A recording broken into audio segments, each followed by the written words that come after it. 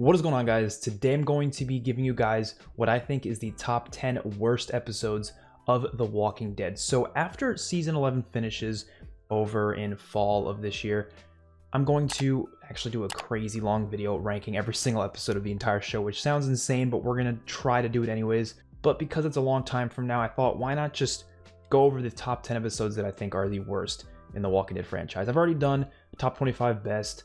I did it like a year ago, and I think the list is mostly still true. I want to do my top 10 least favorite episodes because this list is definitely different than what I think I would have had it be a couple years ago. So again, just my opinion. So if you like these episodes, you know, don't take any offense to it, but these are just the ones that I felt like either were just really slow, just had something stupid in it that I legitimately did not like from a writing standpoint, or maybe the directing was just off. Something about these episodes just bothered me enough to the point where I did not like them. Now, I will say I love The Walking Dead so much to the point where a lot of these episodes, especially like the 10, 9, 8 spots, like even those ones I still enjoy. Even the ones that are, you know, lower in this list, I still enjoy pretty much all these episodes. It's just these ones, out of all of them, are the ones I like the least. And the bottom couple, I would say, are just straight up bad episodes that I despise. Coming at number 10 spot is going to be season 11, episode 4, which is titled Rendition. This is an episode that I honestly didn't have that big of a problem with when it first happened. If you actually watched my review video and reaction I posted about a couple months ago when this episode came out, I said after watching this episode solely, like how much I enjoy it, solely depends on what happens with this Reaper's arc. If this Reaper's arc is very important going forward, then I will say it's a fine episode. But if it's not that important going forward, then it's kind of a waste of an episode. And ultimately, the Reaper's arc only really played a role in Maggie's character and her development. Didn't really do much for the grand scale of the Walking Dead franchise. And this episode had nothing to do with Maggie. It just had stuff to do with Daryl and his relationship with Leah.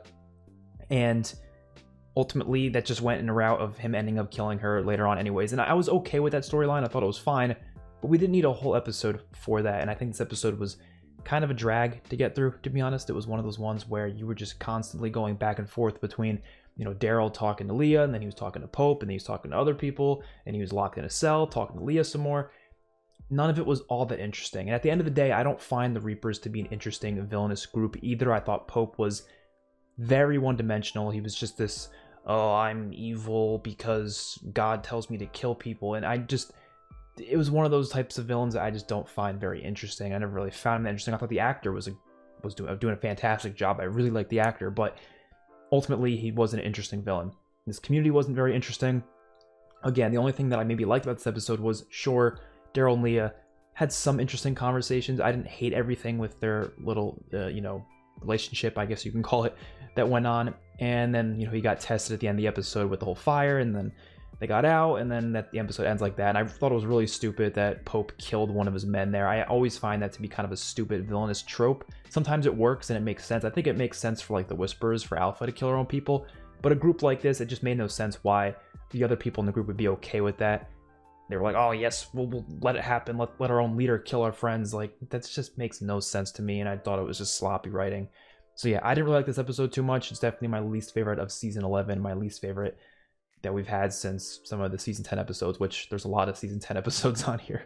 Number 9 is going to be a season 10 episode. This is season 10, episode 15, The Tower. So this one ultimately I think is a lot lower on my list, mainly because of the disappointment I had with it. Like, this is definitely probably one of the most disappointing episodes of The Walking Dead for me. It would be within, I think, top 2 most disappointing episodes.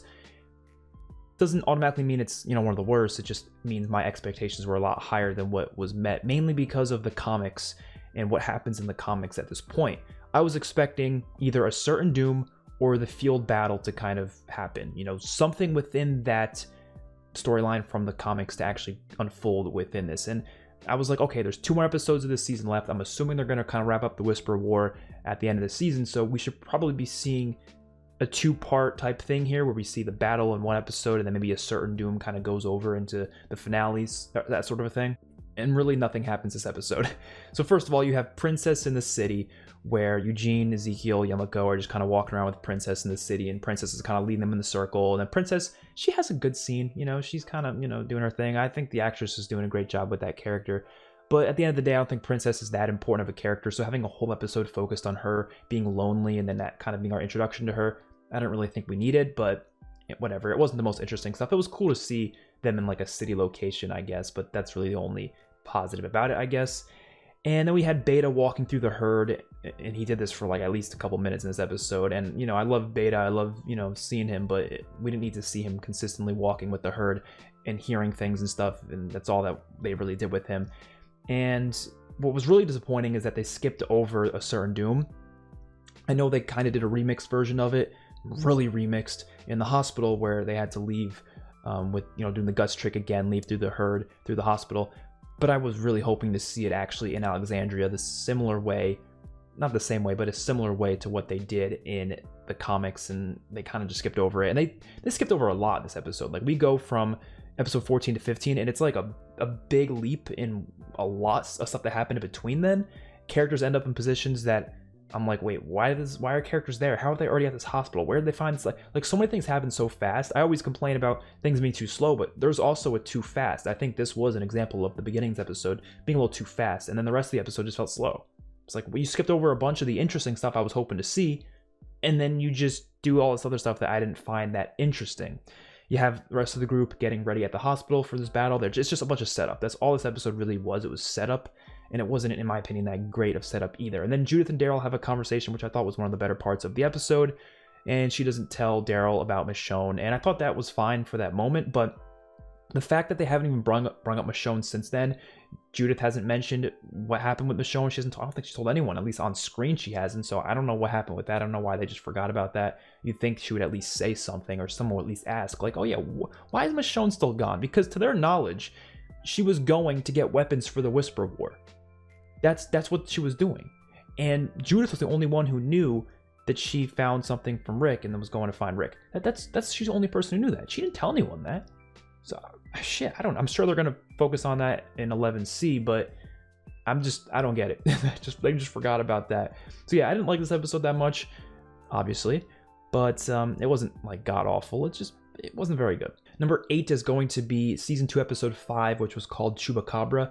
This is the worst episode of season 2 in my opinion. Some people say it's episode 4, episode 6, the ones in between this.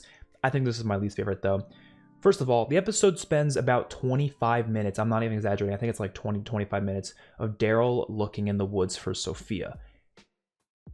It wasn't very interesting stuff. It was just him tumbling down a hill, getting injured a couple times, and then hallucinating Merle, which I think the whole hallucination thing is overplayed in the show anyways, but it was kind of cool seeing Merle again, I guess, but at the end of the day, it's a bunch of hallucinations, and it goes on for way too long, and ultimately just ends in him getting shot by Andrea on accident. And it's like, okay, and he finds a doll. That's all he found. It was good for Daryl's character to a degree, but I don't think it did that much for him to the point where it was necessary for us to see him doing that for like half the episode. So that's that. I like the intro of the episode. The intro showed the bombing of Alexandria, a little flashback. That was cool. I like that. Rick and Shane had a nice combo in the episode, and then it ends with Glenn finding walkers in the barn.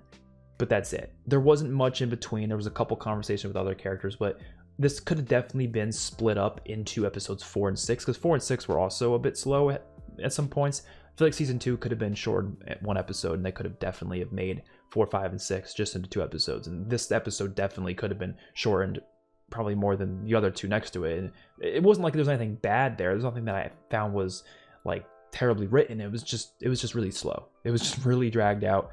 So I think they could have sped things up a little bit. It did not need to be as dragged out as it was. So yeah, this episode just wasn't very good. Number 7 is going to be season 6, episode 6, which is titled Always Accountable. I don't see many people talking about this episode as being one of the worst.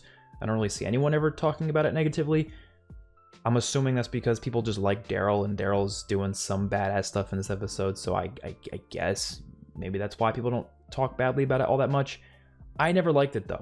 So first of all, it's, again, another one of those bottle episodes where it only focuses on one little thing, so it's not really doing much for the grand storyline. I love season 6, but this is like one of the only parts of it I just really didn't like. You have Daryl get split up from Sasha and Abraham, and then Sasha and Abraham, their part of the episode is definitely the worst, because it's literally just them talking about a bunch of philosophical stuff, which ultimately is interesting. I keep saying ultimately. I think I said the word ultimately like 40 times today. I don't know why.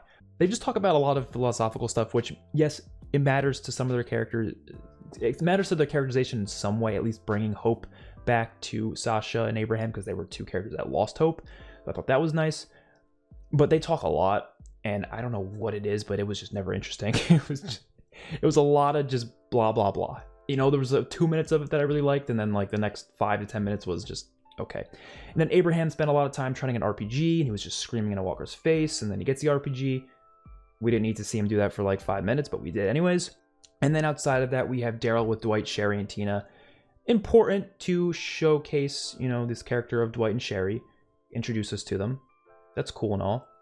We get little introductions to the saviors here and there. Again, important, but ultimately doesn't, I'm saying ultimately again, doesn't matter that much, simply because we have them run into the saviors later on in episode 8 anyways. So we only needed one, you know, encounter with them. We didn't really need this. The only importance of this encounter was for him to know Dwight, so then when Dwight kills Denise later, it's more impactful. But I just feel like there was definitely other ways for them to introduce Dwight to us without having to do a whole episode on it. And for us to get, in my opinion, one of the worst scenes in The Walking Dead. I think this is I actually think this is the worst scene in The Walking Dead. It might, within top 5 worst for sure.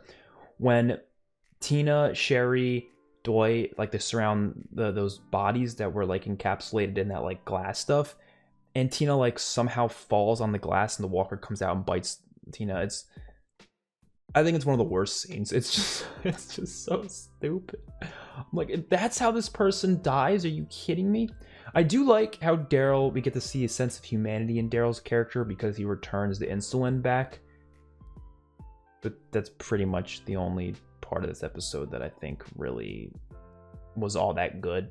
You know, just seeing him return the insulin and then Dwight being like, oh, I guess you're not a bad dude. And that's about it. The rest of the episode I just don't like. You could have scrapped a lot of it, summed it up maybe in 10 minutes. You know, and you have Abraham and Sasha. You could have just had Abraham and Sasha along with Daryl for this ride, honestly. I don't even know if you had to separate them. You could have found a way to make that work. I just don't think we needed to do it the way we did it, but oh well. Now the rest of the episodes here I think are actually just bad episodes. I think the ones below this are just like, you know, meh. But this is the bad episodes. The only episodes I would consider to be bad in the show. Number 6, season 10, episode 9, Squeeze. I don't think many people hate this as much as I do, but I don't like this one, man. I really don't like Squeeze. So you have the Negan and Alpha sex scene, which I don't think is a bad scene. I still to this day, I'm not sure it was the right direction to go because it was just so weird. I don't know. It worked, I guess, but whatever. I could have done without it. But that's not what I don't like about this episode. What I don't like is everything in the caves. The stuff in the caves, I think, was interesting because it was at least allowing us to see a very new environment we've never seen before in the show, which I thought was cool.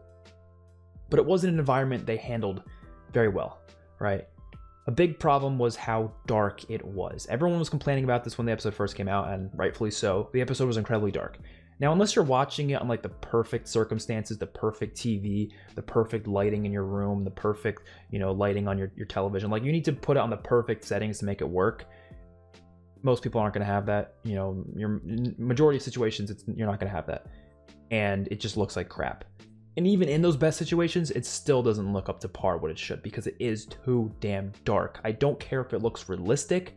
I don't care. You need to find a way to get some lighting in there. And they've done that before. Look at No Way Out. No Way Out's an incredibly dark episode, but all the scenes, you can see what's happening.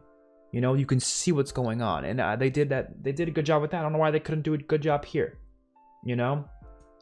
And the action wasn't very good either. Like, they were fighting whispers here and there, but like because it was so dark, you couldn't even see what was going on. I think Magna got attacked at one point. I remember watching it for the first time, and I was like, what just happened? I had no idea, and I watched a lot of reactions to that episode too. A lot of other people agreed with me. They know what the hell happened in that scene. They were confused. Another annoying thing, Carol making really stupid decisions. Now, I know Carol, you know, she was going through a lot here, but she made stupid decision after stupid decision after stupid decision, and it gets to a point where it's a bit ridiculous because I don't believe her character would be going that far with these just really out there things. She had a conversation with Daryl in this damn episode about you know, how she's losing it and such. And she was like, okay, I'll get better. And then she just goes all crazy and tries to like throw dynamite down into the horde. And then she ends up getting, you know, Connie and Magna into big trouble. But, you know, I think we all knew they didn't actually die there. There was a fake out, but a lot of stuff that I just didn't really like there. And the episode, that's all that happens in episode 2. There's not like there's that much beyond that. It's just cave stuff with the walkers, and that's about it. They don't do much with the caves later on. They have somehow, I still don't know how the fuck this makes any sense, but somehow Beta had a hole going underground to Alexandria. When the hell did he make that? The whole cave system, I think, was just a weird thing that they did. I don't doubt that these Whisperers would be making caves, but like, how the hell can you convince me that they've been making a cave under Alexandria? That would take like 10 years. Like, they could have just do that in like a couple months. I don't know. But yeah, I didn't like this episode. I thought it was a pretty bad one, and definitely not the worst of season 10 though. There's ones that are even worse from season 10 for sure. Number 5 is going to be season 8, episode 6, The King, the Widow, and Rick. So whenever I hear people complaining about season 8 in terms of like the writing and such, I feel like a lot of the complaints for this season's writing usually get geared towards this specific episode, which is why whenever I'm talking about season 8 as a whole, I usually say, you know, I agree with those complaints, but I don't think it makes up the whole season. I think a lot of the rest of the season has really good writing, but for some reason episode 6, I guess even 7 a little bit as well, but I think that episode's a little bit better. It would probably be my top 20 worst, so if I was doing top 20 worst, I think episode 7 would be there too.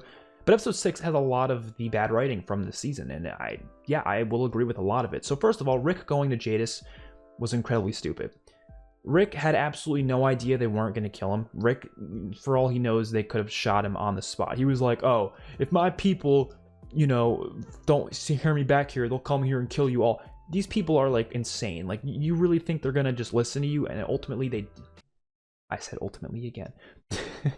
They ended up, yeah, you know, not killing Rick in the end, but took a lot of convincing, and Rick could have just gotten killed right there. His own kids could have been fatherless because of that. Like, you know, it just was such a weird thing. He should have brought more people. They should have came in with guns, and they should have held them up and then like made them join them. Like, that would have been a little dictatorship, but shit, I mean, it would have made more sense than coming in all peacefully and being like, oh, will you guys help me? Even though they literally just attacked your people like a couple episodes ago. So I didn't like that. Michonne and Rosita go on this little trip to see the sanctuary, which I thought was stupid. It was probably the most lazy explanation for why they need to get Michonne and Rosita to where they want to get them. The reason they did in the show was Michonne just had to see it. Michonne didn't even give a good reason. Rosita was like, where are you going? And Michonne was like, to the sanctuary. And Rosita's like, why? And Michonne's like, I just have to see it for myself. Like, what? Get the fuck out of here. Like, no, you don't. It was such a lazy way to get them out of the walls to go to the sanctuary. And they do have a little cool mission here where they come across this little savior outpost. Not really an outpost, but it's like a stash of stuff that they have. And they find, you know, an RPG there, and Rosita killing that one with the RPG. That was pretty cool. That was a cool scene. But that doesn't make the whole episode good automatically. That doesn't, you know, one little scene like that's not going to make an episode good, right? Tara and Daryl go with their, again, stupid plan that I thought was always stupid. I think Daryl doing that was really stupid. I don't really think Tara doing it was stupid, not because I don't like Tara as a character, but in terms of story and character progression, Tara last season didn't say things about the guns in Oceanside, right? She kept that a secret, and it ended up ultimately getting people killed for her not saying anything, because, you know, Spencer died. And then eventually she was just like, okay, I just got to say something. I just got to say something about these guns. And then that's why they ended up going to go find the guns at Oceanside. So it makes sense why Tara would feel the need to do something. She was like, I got to do something. I can't just sit on the sidelines and let this war play out. I have to do something. So Tara doing this makes sense. Daryl is the complete opposite. Doing something got someone killed for season 7. For Daryl, punching Negan in the face got Glenn killed. Daryl should be the one who's like, I'm standing back. I ain't doing nothing. I'm sticking to the plan. I'm sticking with Rick. That would have made so much more sense for Daryl's character. But for some reason, he's like, you know, I'm not the type of person who gets annoyed with characters making dumb decisions. I don't think that's bad writing at all, because sometimes people do make dumb decisions in real life. That's realistic. That's human nature. Yes, humans are pretty stupid, right? And I don't even think it's a problem when characters change. I think people always like to call characters inconsistent, but in reality, maybe they just progressed over time. Like, I don't think Carl not wanting to kill Negan anymore in season 8 was badly written, because he progressed as a character over time through different events, right? But in this case, when you see clear progression of a character going one way, it should stick that way, unless another event occurs to change that. But nothing happened to change Daryl to go through this plan. So Daryl shouldn't be doing what he's doing here, and I always thought that was kind of stupid. And the rest of the episode just doesn't have that much happening, so it's a pretty slow episode. It is one of the slower episodes of season 8. Only stuff I liked about the episode that I thought was actually pretty good was the kingdom stuff. Carol and Ezekiel had a really good conversation, a really heartfelt conversation about, you know, Ezekiel just losing all his kingdom army, losing Shiva, and so it was a really good conversation. So that's the only part of this episode I kind of liked, as well as, I guess, Rosita blowing that dude up with the RPG, but everything else didn't like. Number 4, season 7, episode 11, Hostiles and Calamities. The only good thing about this episode, the only good thing, is Negan. Yeah, it's Negan. That's the only good. Negan is in this episode for a little bit, and, you know, he's always got great scenes. He's always funny, so that's solid. Everything else I just don't like. I already didn't really like Eugene's storyline in season 7 and 8, and this is the start of that. So that was definitely, you know, a problem for me. It was literally, this episode was just the same as episode 3. It was just the opposite. It was, instead of Daryl like suffering, going through crap, it was Eugene kind of living like a king for a little bit, and then just, you know, sucking up to Negan. That's all. It was the same as episode 3. So it felt like such a repeat of an episode, just the opposite way, with a less interesting character, in my opinion, and with less consequence. And we already knew what was going on in the sanctuary at this point. We already were introduced to everything, so I didn't feel like I needed to see a lot of the stuff that we saw here. It felt like a lot of repetitive stuff. And again, it wasn't stuff I thought was that great. Eugene was just kind of like talking to the wives and stuff, and I guess it was okay. It wasn't doing much for the story. You know, it was a very slow episode that did not need to be its own episode. More than, I think, any other episode in season 7, for sure.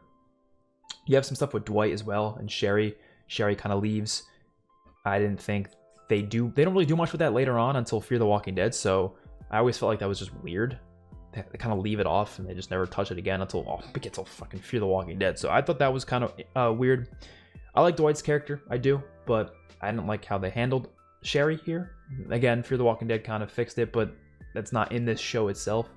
So I don't know. And what I think is another really stupid scene with Negan killing the doctor. Now, Negan is always about, you know, people as a resource and such. He's always going all hard about that stuff, and I felt like this was very out of character for him. I really did, because there was no point where he felt like he would have to kill a doctor before. Like, that didn't make sense for his character to feel the need to kill a doctor, right? I get what, you know, he thought this doctor did, so he thought, okay, I need to punish them or whatever. Couldn't you just give him the iron or something? Couldn't you have just done something else? Why did he have to kill him?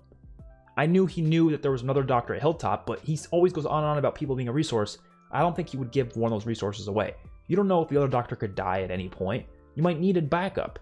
And he just gets rid of what he has, and now he's taken the backup. It just felt so out of character for Negan. I never liked it. It would have made so much more sense if he just gave him the iron, or just he hit him with Lucille on the arm. He should have just broke his arm or something. I don't know. He could have done so many other things.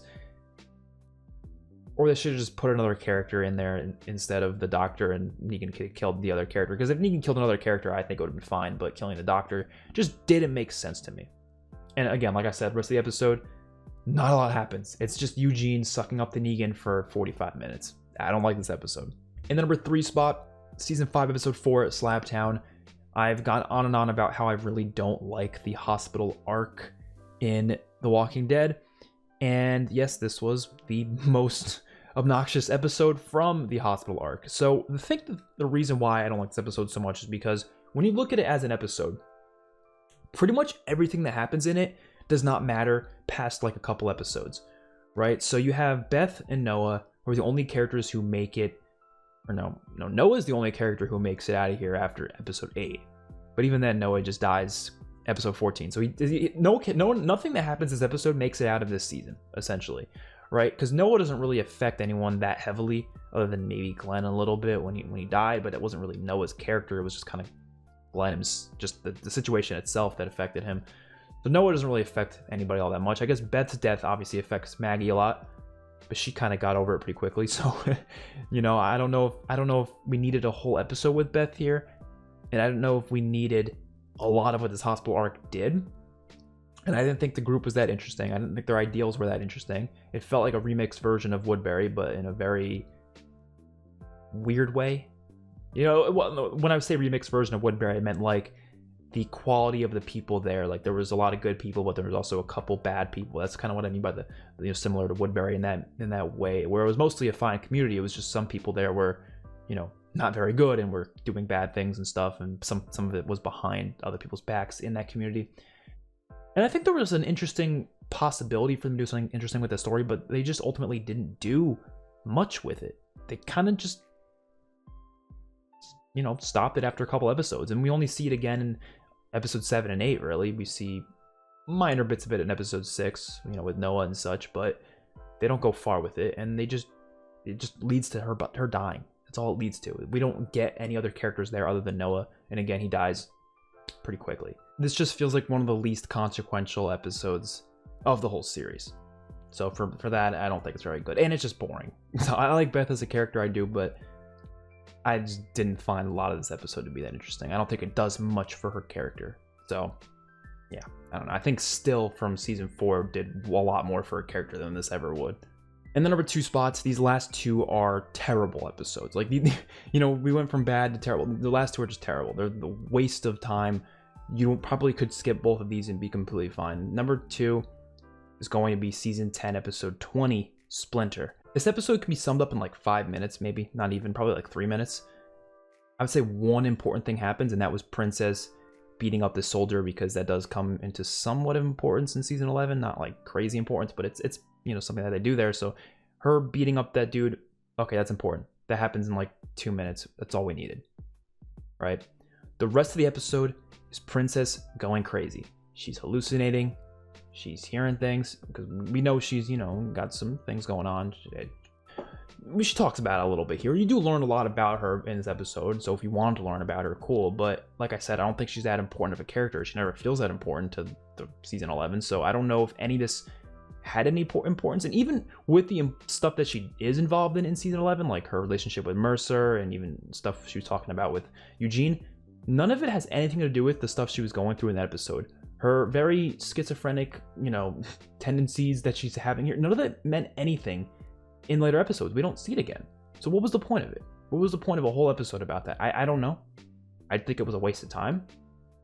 And the introduction to the Commonwealth soldiers, again, we saw that in season 11 anyways. In the beginning of a couple episodes, we saw them actually talking to them. We saw Yamako talking to them and stuff like that. We saw more of that. We didn't need any of that here. It was a bonus episode, so it was a bonus. I guess you don't need it, but that makes it feel like a waste of time. And when people are, you know, trying to watch through the episodes, this is one that I think you could honestly skip.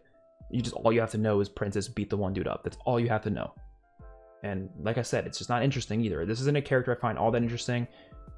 Like the episode before this was pretty inconsequential as well. It was just Aaron and Gabriel just on a little mission. Yeah, it was inconsequential, but at least those characters had some interesting dialogues and an interesting situation that they come across with the one dude on the road. But this, nothing interesting happens for me. I at least in my opinion, it's just a very plain, boring episode, and it's just doesn't mean shit to the series as a whole. So yeah, I think this is a pretty bad episode. And the absolute worst episode of The Walking Dead ever. I think you will all probably agree with me. I don't think there's many people who won't agree. If you don't, that's fine. But season 10, episode 21, Diverged, the episode that came right after this one. So the 2 worst episodes are back to back. This is the one, of course, with Carol and Daryl literally just doing activities the whole episode. They just do activities. It's a day in the life episode.